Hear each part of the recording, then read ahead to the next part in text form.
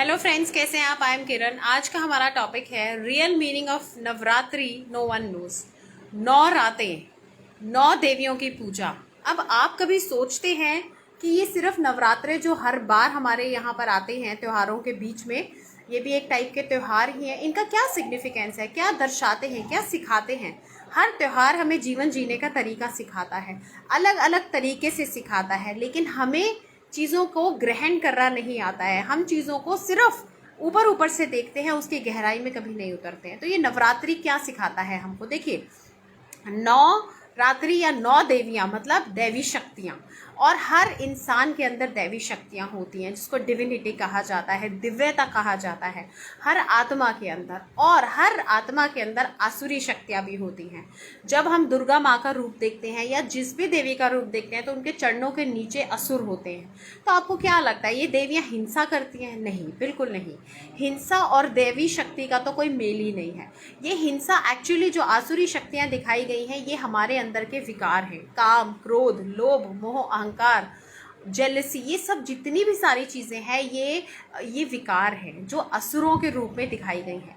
और हमारी आत्मा की जो शक्तियां हैं, सहन शक्ति, प्यार की शक्ति, परखने की शक्ति, योगदान देने की शक्ति, दान देने की शक्ति, ये सारी जो शक्तियां हैं, ये दैवी शक्तियां हैं। तो दैवी शक्तियों की आसुरी शक्तियों पर जीत ही नवरात्रों का नाम है। और इसके अलावा हम नवरात्रों में जागरण करते हैं। तो ये जागरण क्या है? जागरण है अज्ञानता से ज्ञान की ओर जाना, अज्ञानता की नींद से उठना और जागरण करना। देखिए, ऐसा नहीं है कि भगवान को या देवी को अगर रात में ही पूजा जाएगा, रात में जाग कर ही उसका भजन करेंगे तभी वो प्रसन्न होगी। नहीं, आप दिन में भी पूजा कर सकते हैं। इनफैक्ट अमृत वेले उठना, सुबह जल्दी उठना, 4 बजे 3 बजे उठना, वो तो और ज़्यादा कहते हैं कि भगवान को प्रिय होता है वो बच्चा जो अमृत वेले उठता है।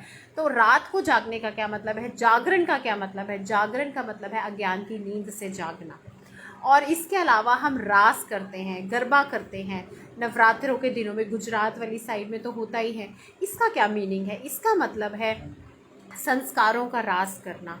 गरबा में क्या होता है? डंडे चलाते हैं, लेकिन एक का डंडा देखकर दूसरा डंडा चलाता है। ऐसा नहीं है कि अंधाधुंध डंडे चलाते जा रहे हैं, उससे तो युद्ध का मैदान बन जाएगा, वो तो हर्ट हो जाएगा एक दूसरे को। लेकिन तो यही चीज़ें हमें जीवन में सीखनी है कि सामने वाले इंसान की स्थिति देखकर, मन स्थिति देखकर, शारीरिक स्थिति देखकर हमें अपनी वचन बोलने हैं, अपने काम करने हैं। ये नहीं कि दूसरा मजबूर है, उसकी मजबूरी का फ़ायदा उठाते जाएं। सामने वाला जैसा डंडा चला रहा है, उसको देखकर हमें डंडा चलाना है। एक कॉपरेशन का माहौल क्रिएट करना है, ना कि अंधाधुंध डंडे चलाना है और युद्ध का मैदान बना लेना है। लेकिन आज हमने अपने संबंधों को हर जगह युद्ध का मैदान बना लिया है। कोई कुछ कहे, कोई किसी की क्या मजबूरी है, किसी ने हमें क्यों ऐसा कहा, वो हमारा सोचना तो जैसे फ़र्ज़ बनता ही नहीं है, जैसे हम जानना ही नहीं चाहते कि उसकी स्थिति क्या है। हमें तो बस अपना गुस्सा निकालना है, अपना चिढ़ निकालना है। और 9 दिनों में सात्विक भोजन खाया जाता है। तो ये सात्विक क्या है? सात्विक तन, सात्विक धन, दोनों चीज़ें होती हैं। अच्छे कामों से कमाया हुआ धन जब घर में आता है और हम सिंपल सादा शुद्ध भोजन करते हैं, जिसको सात्विक अन्न कहा जाता है, तो हमारा जो दैवी शक्तियां हैं उसको जागृत करने में मदद मिलती है और आसुरी शक्तियां खुद ब खुद बैठने लगती हैं। इसके अलावा नवरात्रि में दिया जलाते हैं। दिया का क्या महत्व है, क्या सिग्निफिकेंस है? दिया मिट्टी का लौ है, उसके अंदर मिट्टी का शरीर है, और लौ रूपी आत्मा हमारे अंदर जग रही है, सबके अंदर। और इस आत्मा में ही सारी शक्तियां हैं, और इन शक्तियों का प्रकाश ही चारों तरफ होता है, जैसे दिए का प्रकाश होता है। और दिए का मतलब है जब हम चाहिए से देने की तरफ बढ़ते हैं, चाहिए से दिया दिया करने लगते हैं, देना शुरू करते हैं, सामने वाले की फ़िक्र करना शुरू करते हैं, जिनके साथ भी हमारे जो भी संबंध हैं उसमें दूसरे व्यक्ति को महत्व देना शुरू करते हैं, तो सही मायने में हम दिया जगाते हैं। तो ये सब चीज़ों पर थोड़ा सा और गहराई में उतर कर आप अच्छे से पढ़ा कीजिए, थोड़ा सा स्पिरिचुअलिटी को टच कीजिए। Being religious and being spiritual is very different. बहुत ज़्यादा फ़र्क होता है। सारे कर्म कांड करने में, जोत जगाना, तिलक लगाना, व्रत रखना, ये सब, और लेकिन इनका जो सिग्निफिकेंस है वो अडॉप्ट करना वो बिल्कुल अलग चीज़ है। और जो व्रत रखना है, एक्चुअली व्रत रखना किसको बोलते हैं? व्रत रखना है काम क्रोध से, कि हम गुस्सा नहीं करेंगे, हम कामुक प्रवृत्ति के नहीं बनेंगे, हमें लोभ नहीं करना है, अहंकार नहीं करना है, दूसरे को हर्ट नहीं करना है। इन सब चीज़ों से हमें व्रत रख लेना है। जो भी हमारे अंदर वाइसेस हैं, जो भी अवगुण हैं, इनका व्रत धारण करना है। और 9 दिन प्रतिज्ञा के साथ व्रत रखने हैं, तब पूजा करनी है, जो भी आपको करना है, ध्यान करना है ईश्वर का।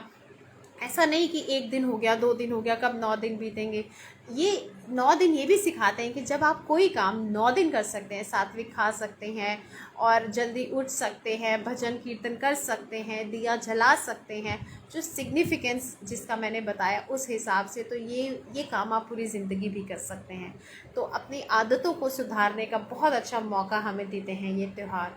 तो हमें आइए इन त्योहारों को उसी तरीके से मनाएं जिस तरीके से इनका सिग्निफिकेंस है, ना कि अपनी ही मन मर्जी की चीज़ें हम इसमें करते चले जाएं और अंधविश्वास के साथ इन त्योहारों को मनाएं। इनकी गहराई को समझते हुए अपने बच्चों को भी यही सिखाएं। Thank you Pawan ji, thank you so much. अगर आपको ये वीडियो पसंद आया हो तो please do like, share and comment. Bye bye.